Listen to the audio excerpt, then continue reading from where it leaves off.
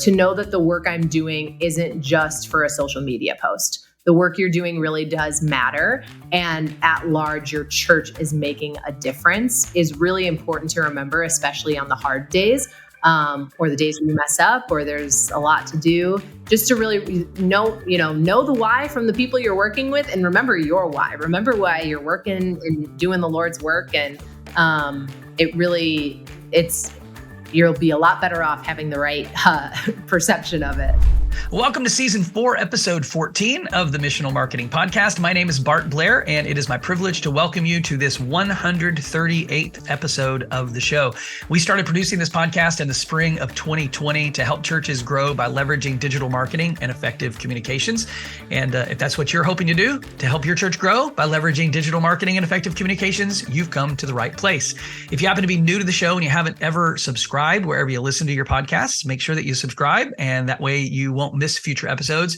And if you happen to be watching on our YouTube channel, make sure that you subscribe, ring the bell, then scroll down to the comments section and answer the question that we post there. We always post and pin a question at the top of every episode we post on the YouTube channel, and would love to engage with you there. By the way, if you are in charge of your church's YouTube channel, there's a free little tip there. If you want more people engaging with your content on YouTube, pin a question to the top of the comments. Do that this week when you post this week's sermon, and see if you don't start to get more engagement on your YouTube channel. Just something I'd throw out there, free of charge. Well, anyway, Jason conducted this interview just a few days ago with Alex Bryjak from the Mission Church, and you are not going to be disappointed. Alex has a very, I think, typical road to becoming a church communications director. Very common themes in her story to what I hear other people share when they share their stories about how they ended up in this role. But man, she's just full of insight and full of information. I first connected with Alex a few months ago in the church communications group. She was posting some content there that I thought seemed to be very, very helpful and very relevant, and invited her to come on the show. And I wasn't wrong. She's a very insightful leader. And I think that you're going to find this interview and some of the things that she shares to be very, very practical, things that you can apply in the context of your own ministry. By the way, if you are not a member of the Church Communications Facebook group, you probably ought to be. It's just a great community of people who sit in the seat of church comms director, whether they're on staff or volunteer or wearing many, many hats in the church, as a lot of people do, and a place for you to just lean into the experiences of other people, to have them help you and guide you through maybe some challenging things that you're facing in the church. I mean, you name it. If it's church communications related, you can probably find some commentary and some solutions and some ideas from that amazingly creative community. We'll link to the Church Communications Facebook group in the show notes of this episode, so make sure that you click over and join the group. Well, that's enough for an intro for this particular episode. Thanks again for tuning in. And now here's Jason Hamrock and his interview with Alex Bryjak.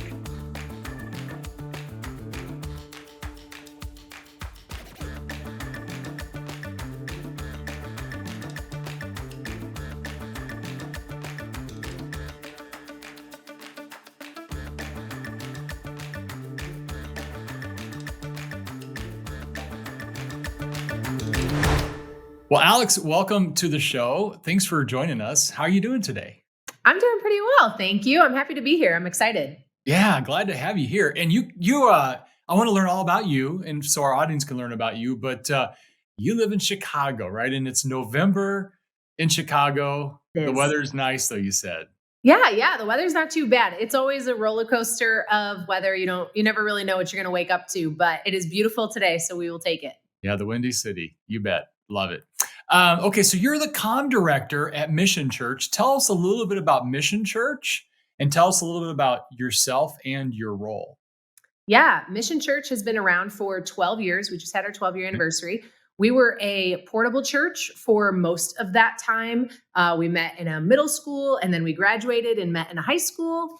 And then about 4 years ago, we purchased a Lazy Boy. It was a Lazy Boy furniture store, if you know what that is. And we turned it into a church. And it's in Bloomingdale. So we're like on a non-traffic day, 45 minutes out of the city. Okay. But the unique thing about where Mission is, and a lot of our heart is around the 10, that's what we call it. It's the 10 surrounding towns. And so the interesting part about the 10 is that it's generational. People who are born here stay here, or they come back. They go and live in the city for a little bit for those 20s, and then they come back and they raise their family here. So it's really multi-generational here. And we see that reflected in our church, which is really cool. But yeah, so I have been coming to Mission since I was 18. So that's 10 years now. So I've been around for a lot of the changes and the growth and the moves and all of those things. But I've been on staff here for 5 years. Okay. So you're the communications director. Yes. Tell us, how did that all happen? Yeah. So I have no formal training, which I don't think is too rare in the church world, but, working in a church was never what I thought I would be doing, but I would never trade it for the world. I was just kind of one of those super volunteers. I was on my way to becoming a professional wedding photographer. I still do that. And I was doing that at the time. I was just kind of starting it. And so, usually when you're in that creative field, you're wearing a lot of hats. So I was volunteering at Mission as a photo volunteer, doing some social media for them. And it just kind of got to that, that gray area of like, you're doing a lot, maybe we should pay you. And so, so they hired me on for just 10 hours a week. And just over the past 5 years, that's just grown. And now I'm here full time and running the communications team. And so it's been such a whirlwind, and I've learned so much. I mean, I've literally just been self-taught through all of this stuff. And so it's been such a gift to be a part of this team. Yeah. I can really relate to you because I did the same thing. We both pioneered this new position in the churches we served at, and you're actively involved with this. So I want to hit on a few things, and this will be really relevant to our audience because a lot of our audience are comm directors. But there's also all kinds of other leaders that pay attention to our podcasts. So thanks for listening. But I think it's really important for us to kind of learn, and this will be really helpful for some people. So just talk to me about when you got started. Going back, would you change any of the methods that you did to kind of build this up, or what were some of the pain points that you just kind of caught on early on as you're getting started?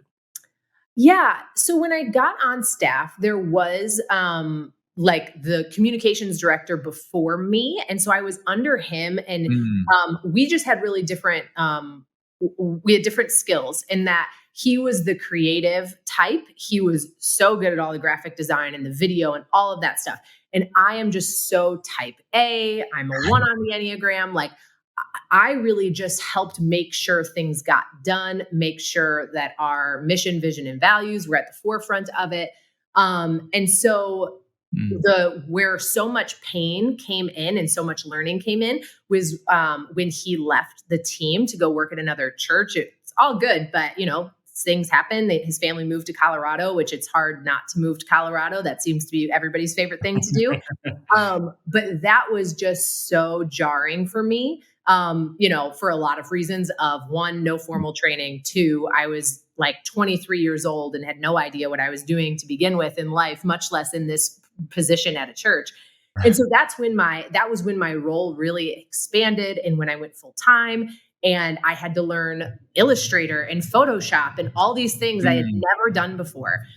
Premiere, like literally everything Adobe I had never touched before, because I wasn't the one necessarily creating things. I was really just like facilitating a lot of it. Yeah. And it was like literally at the beginning of COVID. So it was just a ripple effect of a lot going on. But it ended up being, for as stressful and as hard as like those first 6 months were when he left and I was just kind of on my own, I would not be where I am today. I wouldn't know the things. I think it just grew my leadership in so many ways of just like, I don't have a choice. I have to do this. This is on me now, which is a huge learning curve and a huge responsibility. But I think I just kind of rose to the occasion because I had to, and I grew so much in it. But yeah, so it was a weird learning curve because I wasn't expecting it. And I wouldn't change it because it ended up being so great and I learned so much from it. Yeah. Sometimes I think that when you're just forced into the fire, it's either you accept it or you get out. Yeah. if you can't take the heat. So it sounds like you brought it on and you just kind of plowed through and made it all happen, huh? Yeah. Yeah.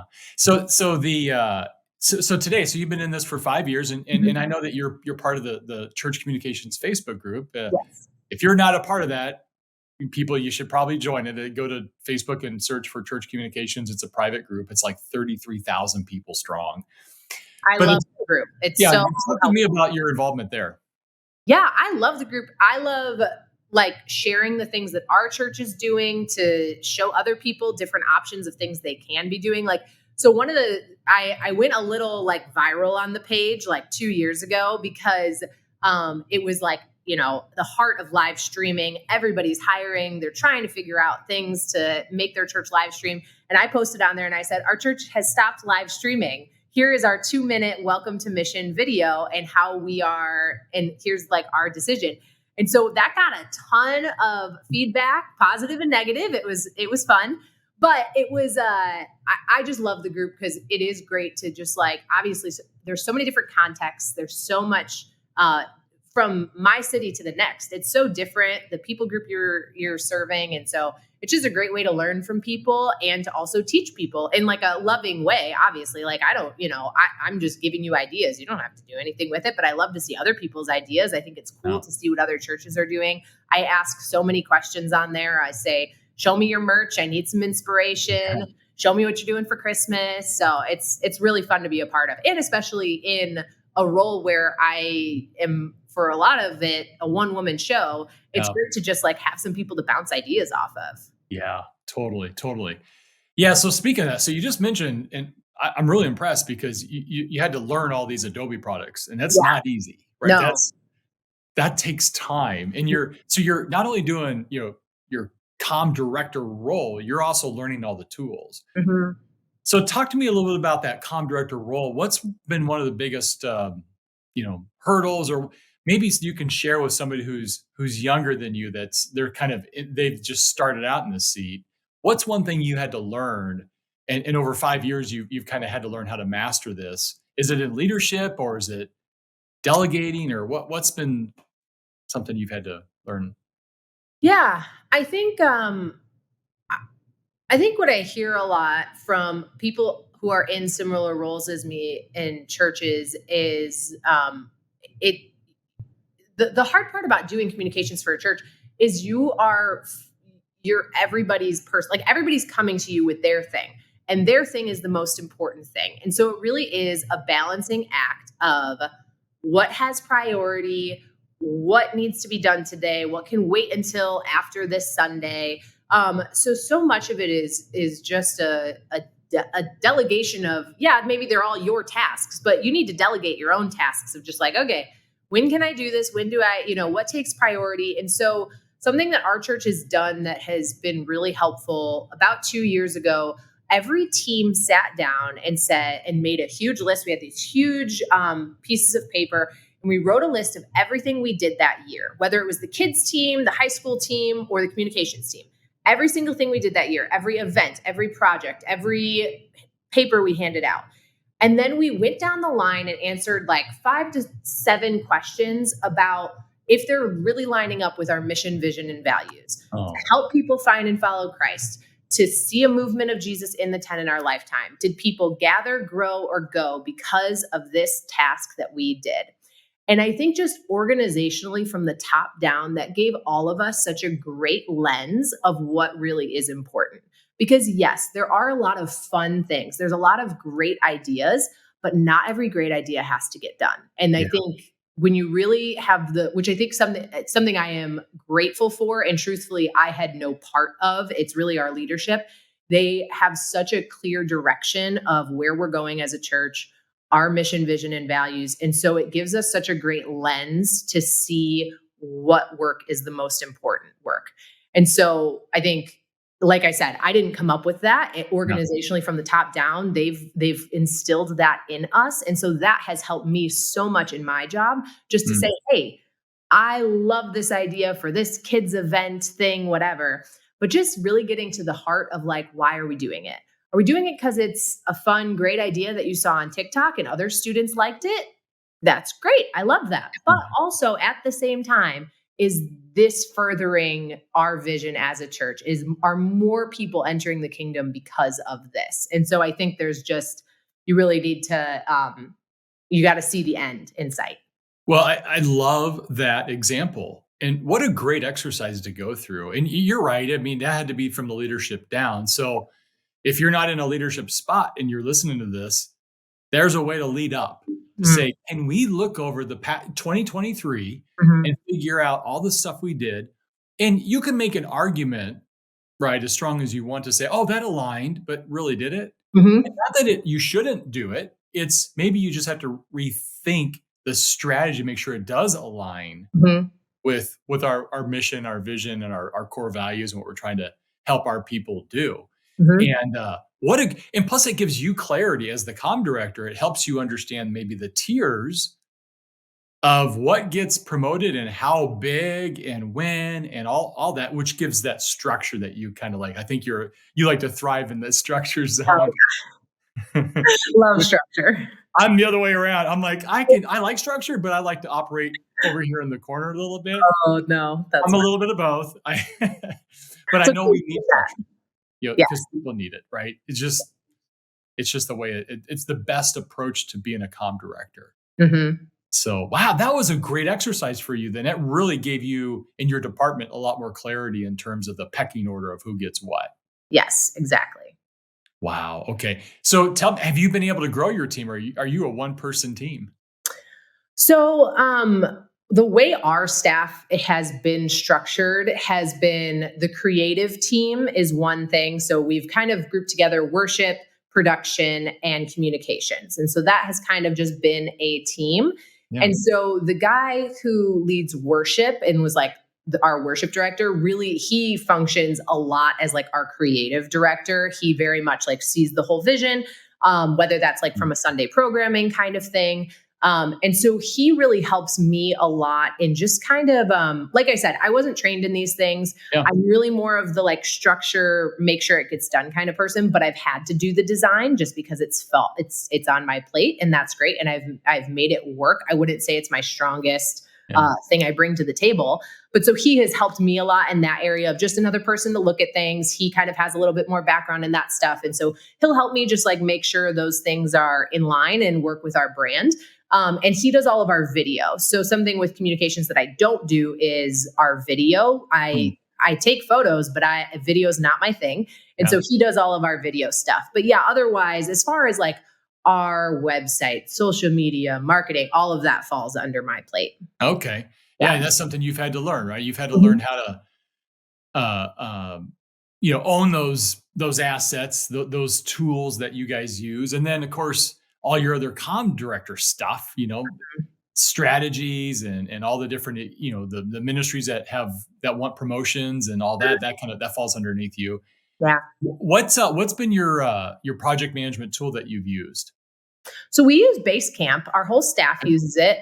I love it because I love a list. So I just, I have everybody. And that was a big growing point for us of just, from the 70-year-olds on our team who, lead our 50 plus ministry all the way down to, I'm the baby on staff, but for every ministry, it was just like, some people email, some people call, some people text, some people, and so we really had to streamline, hey, I am trying to help all of you achieve the same thing. I want your people to know about what is going on. I want to help you as well as I can. But in order for me to do that, you have to follow my system. I need you to go in and make me a to-do. I need a due date. I need to know who's seeing it. I need to know if we're printing it at house or if we're sending it out, so that it's never going to be perfect. And I know that, but it has helped me a ton keep everything that I need to do straight and have a system. Yeah. Well, that's great advice for anybody. Yes. And I'm a big fan of that, by the way. I having those hallway conversations is fine, but that's not the request. Right. It's an email, not a text message. you got to go and fill out the form and give us all the details, because that's the only way it gets into the system. And you're living that out so that if somebody does come to you, you're like, that's great, but you make sure you follow the rules. Yes. Yeah. And that's the thing too. It's once you put the plan in place and you have those conversations with everybody, then there's something to go back to when they break the rules. I'm using quotations. And they will. And that's going to happen. Yeah, for sure. But then it's a learning moment of saying, hey, I would love to do that for you, but please do it this way next time, Yeah. So at least once you have the rules, they can ask for forgiveness, but it's good to have something to fall back on. It never ends. It never ends. It's just, yep. And I always saw the ministries as my clients, so to speak. Right. And I knew that my biggest client was my lead pastor. Mm-hmm. And my second biggest client was the weekend service, because that's just where church and everything happens on the weekend inside of church. But from there on down, I had all these clients, right? And my job was to serve them well.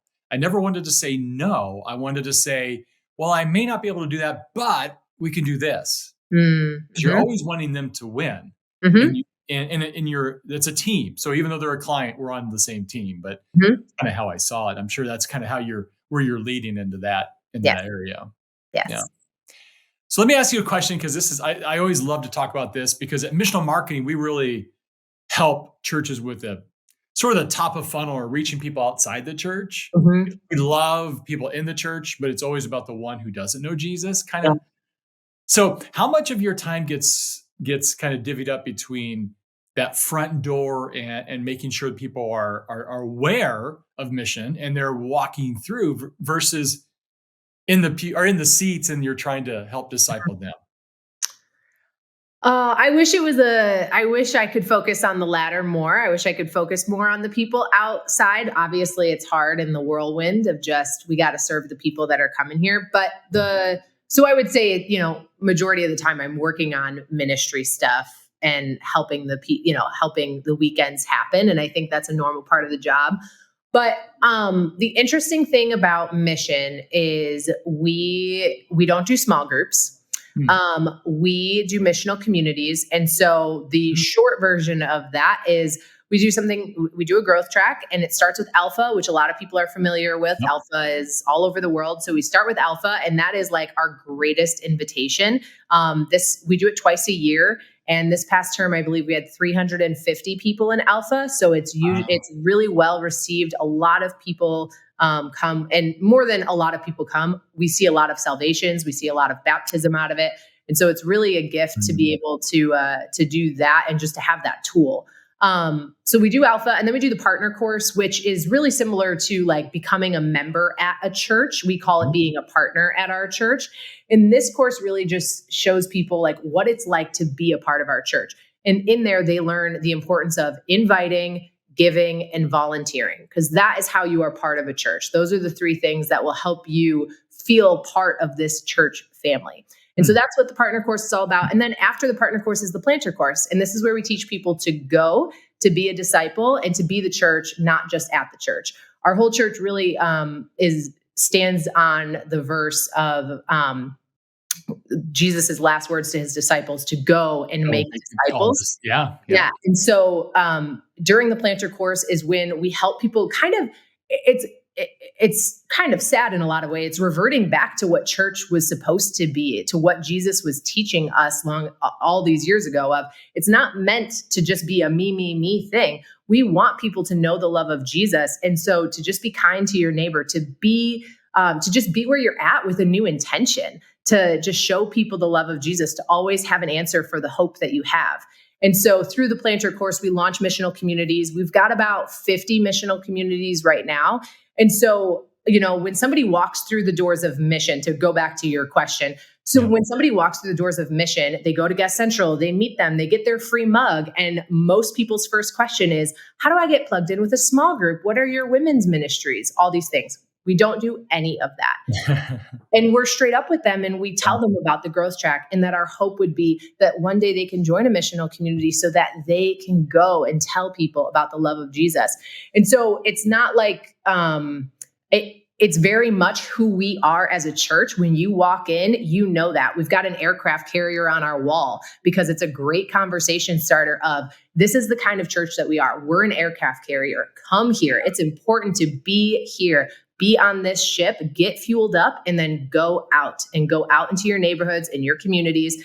And so to answer your question, yes, most of my job is about the weekend gatherings and so much of that. But our church is about so much more than that. And so to the long and the short is like, our vision is so clear and upfront that it is a big part of my job, but I don't have to do a lot for it, because from the top down, we are just always communicating. Our hope for you is that you would be a part of this missional community and share the love of Jesus with other people.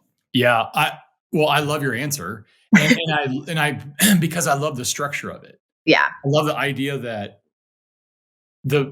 as the only way that the baton of faith gets handed off to the next person is you and me. Mm-hmm. It's the church. It's the people. Yeah. That's the only way. We have to hand it. If we don't hand it off, the church stops to grow. It doesn't grow. So, but what you're doing though is you're equipping your own people to do your job, basically. Yeah. You're tooling them up and giving them the vision of this is what's expected when you make this. The church I know about is they called ownership. They don't have members; they have owners. Oh, that's cool. Yeah, because you own your faith. Mm-hmm. You own what you do with that faith, and this is just a building that you give to. So we're all owners of it. Yeah. So our job is to, live it out well. Yeah. And so I love your approach to that. Not that you wouldn't want to maybe promote some things here or there, Right. Yeah. but using your own people to be the ambassadors, to be the brand evangelist that's going to go out and share and invite and bring is just really strong. So kudos to your leadership team to make that the posture and the approach to how you're going to do things. It's good. Yeah, I am very lucky to have to work under a very clear vision, because I know that that's missing in so many churches. And I've talked to a lot of people who do my job in other churches, and very lucky that they've got such a clear structure. It makes my job a lot easier. Yeah, it does. Yeah, a lot of other comm directors, they don't have that kind of the leadership doesn't have that mentality necessarily. It's always just about people at the church and that kind of stuff, and moving those people, get into a small group and working on their faith, which is great. I love that. Yeah. But it's a different mindset. And so I'm always encouraging churches, as a former communication director myself, of going, get your people the tools they need, right? And let them go and invite and bring their friends and families. And I'll even work with churches to kind of say, hey, we're going to target this neighborhood. You tell the people who live in that neighborhood, here's what we're doing as a church to support you. We're going to run some ads and do a direct mail piece or whatever it is. But we need you to go do your job. That'd be kind of a cool approach as well. So Yep. So 5 years you're into this gig, and you've learned a lot. And I know you mentioned that the church communications Facebook group is where you really hone in. What kind of advice do you give somebody who's new to the church world in terms of communications? Like what would you drop on them? I think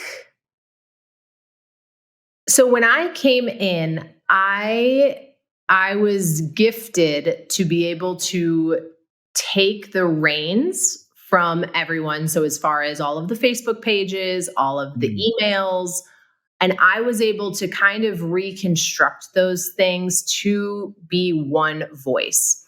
So I think kind of going back to what we were talking about, like, what are the most important things? What gets pushed on stage? What gets pushed on the email? What gets pushed here? I think in the same vein, I think it can be messy or confusing when there are so many voices coming out of your church. So many emails going to people, whether it's because they volunteer or because they have a preschooler, whatever. So I am really all about clarity and reducing noise. And I think it's really normal that churches can be really noisy. I'm using quotations again of just like, there's a lot of information going out. And yes, people care about it and they want to know what your upcoming event is and they want to know about what's going on. But how can you simplify that for somebody? So for example, I had always wanted to do this, but I was kind of always just afraid of the work. And so about 2 years ago, we were sending 4 like mass emails a week. One for kids, like if you have a kid, one if you have a student, so a middle schooler, a high schooler, one for our 50 plus ministry, and then just one all mass church email. And I was overwhelmed by that. And I thought it was too much because there's people who fall into multiple of those categories. And I just didn't want them to get all those emails every week because I wanted them to like really pay attention to the really most important thing. Yeah. So what I did, we use Planning Center. I know that's really popular with churches. And what I did is I basically segmented and I made it a custom email. It took a ton of work on the back end to get all of the data correct. And obviously there's still flaws in it. But my goal, so I now, instead of sending 4 emails a week, I send 13 emails a week, but the user is only getting 1 email. So I've got all the different formulas of if you've got a kid and a middle schooler, you're getting this email. If you've got a high schooler and a middle schooler, whatever. Yeah. So that's just one example of one of the ways that I didn't simplify my job. I made my job harder, but I simplified it for the end user because I really, as in communications, yes, people need to know what's going on, but I want it to be in the best way possible and in the simplest and cleanest way. So I think the work that you can do to make that happen for the end user is really important and will serve you and help people take their next steps and help them really know what's going on and what's most important for them. That is valuable advice. When you started talking, I thought, oh, you're talking about you guys are a house of brands instead of a branded house. Mm-hmm. Right. A lot of churches do that. They have all these voices and all these different brands going on. And it's just like, it drives me nuts. Yeah, it's hard. Having a branded house where it's like one voice and it makes it easier for your people, right? I get 1 email a week. I can glance down at the things that are relevant to me. Mm-hmm. Yeah.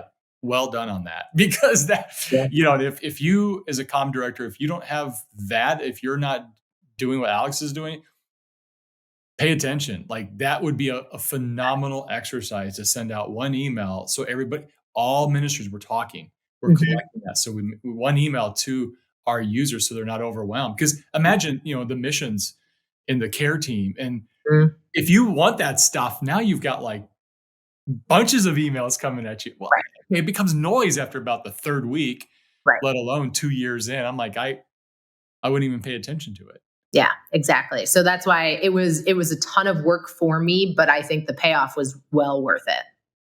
Yeah. And so using Planning Center, you were able to segment those emails. How did you get the ministries on board? Well, when I started 5 years ago, truthfully, I don't think I was the one who fought for it because I was new and had no idea what I was doing. So I think someone else above me fought for, hey, you're not allowed to send emails anymore. And then it became my job. And it's worked.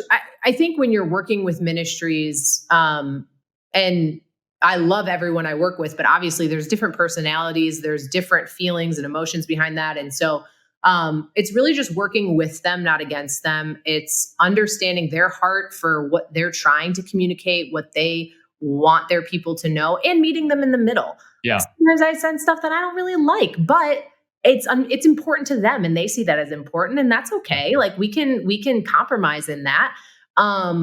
But yeah, and I think at the end of the day, they also want people to pay attention to what they're talking about. And they want people to know what's going on. And so whether the compromise comes with, well, maybe that's not for the email, let's just push that on social. There's always those kinds of conversations too, of just, redirecting. Yeah. Yeah. The thing that I caught what you just said there was you have to be the champion of it. You may not be the inventor of it. Mm-hmm. And that's okay. I actually advocate for letting your leaders lead. You might be leading up to say, hey, we need this or we need that, or I just watched this podcast and we've got to change the methods on how we're doing emails. Mhm. It isn't you being on an island trying to be the hero. Mhm. I wouldn't advise you to do that. Like, you didn't do that. And that's really, really strong.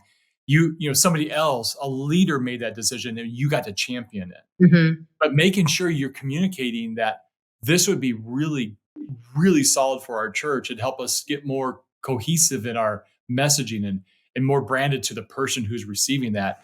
But having that conversation with the ministry coming from a younger, newer comm director probably wouldn't be as strong as executive pastor or lead pastor saying that same thing.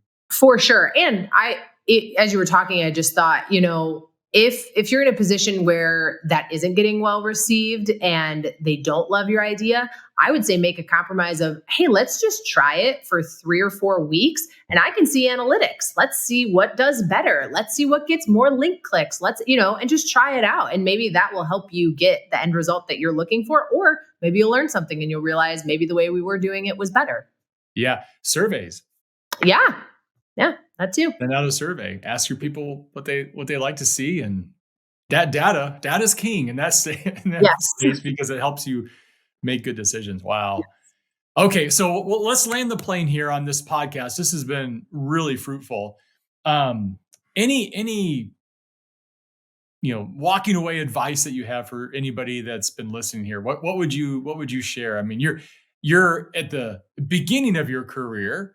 And so far you've made a fantastic impact. That's just what I can clearly see. What kind of advice would you give somebody? Thanks. I think my advice is something I've learned throughout the years is just, I'm a pretty strongly opinionated person. And so I think, especially when you're taking away somebody's emails or things like that, or, not liking an idea somebody has, I struggle with not just being pretty direct with people. And so I think just meeting them with love, I think it's important to ask the why. I think that is something I have learned throughout the years, where if somebody has an idea for something that I'm not really getting, understanding the heart of what they're trying to get across has helped me so much and has made it pretty clear of whether or not something is a good or bad idea, or at least then you can work together to get to the right result that you'll both be happy with. And so that's been really valuable for me, especially with certain staff members and people in our church. And so I think that's really important. And also, I think at the end of the day, it's really easy to get caught up in, man, that was so much work, or man, I've got so much ahead of me. Or sometimes when I'm talking to other people on staff and they're having these really relational moments that I don't really get to have because of the way my role is. I'm not necessarily meeting with a lot of people or pastoring a lot of people most of the time. But when I get to hear from large, what my church is doing and the wins that people are having, maybe I didn't have a direct, I didn't help directly with that, but to know that the work I'm doing isn't just for a social media post. The work you're doing really does matter. And at large, your church is making a difference is really important to remember, especially on the hard days, or the days where you mess up, or there's a lot to do, just to really know the why from the people you're working with, and remember your why. Remember why you're working and doing the Lord's work. And you'll be a lot better off having the right perception of it. Well, I tell you, that's a really wise and mature answer because it's that posture of, I'm first wanting to learn. Mm-hmm. And I'm going to ask questions, why is this important? And instead of just walking in and going, I'm going to change things because I know it's best because I'm the comm director. Mm-hmm. That'd be the last thing that'd be the easiest way to get off the bus. Yeah.